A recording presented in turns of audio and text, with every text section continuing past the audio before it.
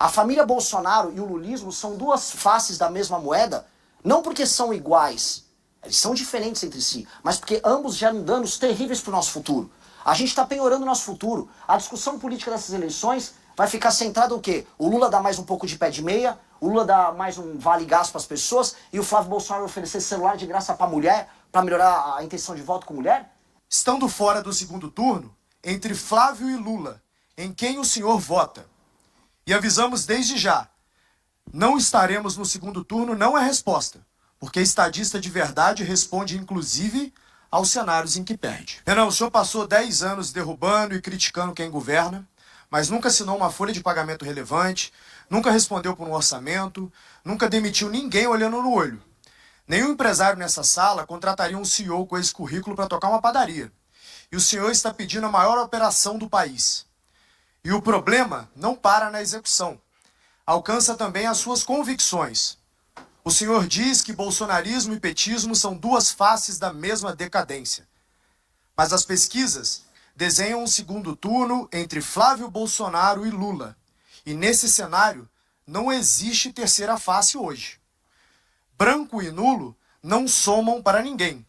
Só que o seu eleitor é esmagadoramente antipetista. Então cada voto seu que se anula desfalca apenas o lado que enfrenta o Lula. A neutralidade que o senhor vende como pureza é, na prática, um empurrão para o Planalto de quem o senhor diz combater, o Lula. Então responda a essas coisas que essa plateia precisa ouvir. Qual foi a entrega mais difícil que o senhor já geriu na vida, com números, prazo e resultado auditável? E, estando fora do segundo turno, entre Flávio e Lula, em quem o senhor vota? E avisamos desde já, não estaremos no segundo turno não é resposta, porque estadista de verdade responde inclusive aos cenários em que perde. Boa tarde a todos, muito obrigado aí pela oportunidade. Bom, a pergunta já começa com uma imprecisão um tanto quanto bizarra, porque minha vida pregressa toda passou por administrar empresas.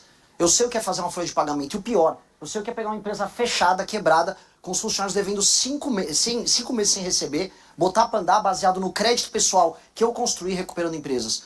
Trabalhei isso não com uma nem com duas, mas com quase uma dezena de empresas ao longo da minha vida. Sei o que é estar no banco dos réus da justiça trabalhista, ouvindo a injustiça de um sindicato safado que tentou te extorquir no momento da negociação anterior. Sei exatamente o que é ter um agiota ligado a uma factoring, indo querer te empurrar as dívidas da gestão anterior com juros que não deve ser aceitado. Sei justamente fazer isso. E essa é a postura que o próximo presidente da República tem que ter. Porque a gente vai pegar um cenário muito similar a esse. Só que essas são as minhas realizações antes de me tornar um líder político. E um líder político é um líder que necessita tomar esse tipo de decisão num contexto novo, em que não se conta apenas a ética da convicção, que é a ética da convicção que eu contei todos os anos em que eu fui militante político, algo que eu tenho orgulho, faço desde 2014, mas também como liderança que precisa da ética da responsabilidade, que é quem vai assumir um país e vai ter que tomar decisões muito, mas muito difíceis. Pois bem, como líder político, no movimento, eu criei o maior movimento político do Brasil, isso é oferível, nós fizemos a maior ação política com as maiores manifestações da história do Brasil ao longo dos últimos anos, que foi o impeachment da Dilma Rousseff. Organizei essas manifestações, ajudei a criar a linguagem política daquilo que chama de direita no Brasil, algo que foi surfado por muito vagabundo por aí. Depois disso, consegui criar um partido político, algo que o ex-presidente Bolsonaro tentou e falhou miseravelmente, estando no poder, botando seus filhos para tentar tocar isso, algo que naturalmente eles não conseguiriam com a baixa inteligência que eles têm à disposição. Fiz isso no menor período de tempo.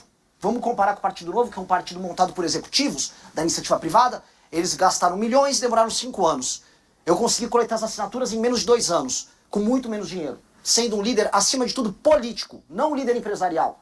Porque existe uma diferença muito grande entre ser um líder empresarial e político. E você, como uma pessoa que conhece Aristóteles, sabe muito bem disso. Não existe nada mais nobre do que a boa atividade política e a busca do bem comum. Nesse sentido, eu até não concordo, me permita discordar, Thales, da ideia de que eu estou fazendo uma entrevista de emprego. Porque liderar um país não é uma entrevista de emprego.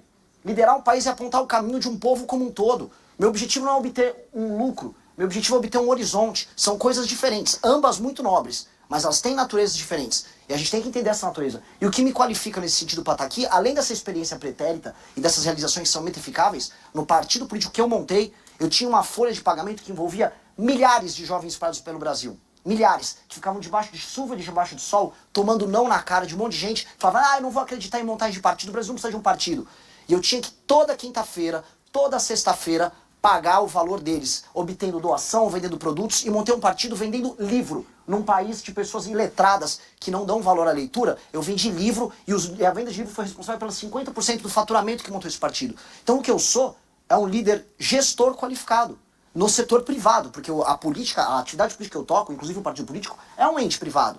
E é um ente privado em que nós fazemos muito mais com muito menos. Criei a revista Valete, que é a segunda maior revista de política e cultura do Brasil impressa, depois da revista Piauí, não estou falando em digital, porque ela nossa é só impressa.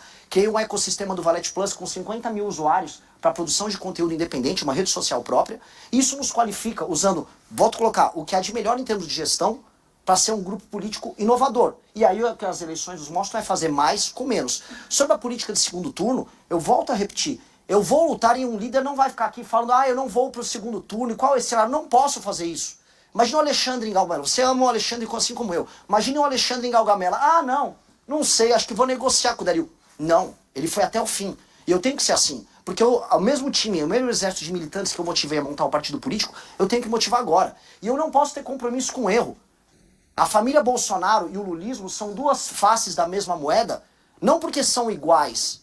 Eles são diferentes entre si, mas porque ambos geram danos terríveis para o nosso futuro.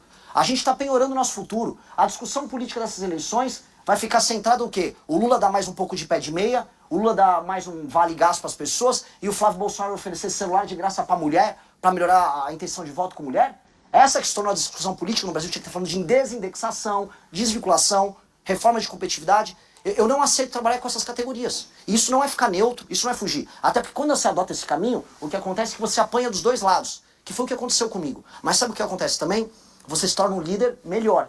E esse é o ponto. Eu só estou aqui sentado, tendo a honra de estar sentado com vocês conversando, porque eu adotei um caminho, não da neutralidade, mas de enfrentar ambos, de não aceitar o erro de ambos. Isso me tornou um líder qualificado, que de acordo com algumas pesquisas, como é o caso da Atlas, já me coloca em primeiro lugar no público de 16 a 24 anos, ou seja, construindo um horizonte novo. E citando aqui um líder empresarial que deve ser referência para todos vocês, que é o Peter Thiel, ele já dizia bastante, crie seu próprio monopólio. Crie, antes de tudo, seu próprio monopólio. Seja líder de uma tecnologia que ninguém pode imitar. Foi isso que eu fiz para as novas gerações. Eu criei um pensamento político próprio, para um grupo político próprio, uma estética própria, uma liderança própria. E com base nisso nós criamos um nicho eleitoral próprio, com um sonho, um horizonte próprio, que nos deixam aptos a participar do grande debate. E é por isso que eu tenho a honra, de estar aqui com você, de poder discutir isso com você, de poder discutir com o Duda. E tá aqui, é uma visão que pode ser encaixada também como empresarial, no sentido de gestão, mas uma visão muito poderosa em termos de coração. Eu tô aqui por causa desse coração e é isso que vai fazer a gente mudar o Brasil. Obrigado. Mas, candidato, a resposta, vota Lula ou Flávio, sendo que Lula elege Eu voto Renan Santos. Eu não vou pra batalha pensando em perder. Eu voto Renan Santos.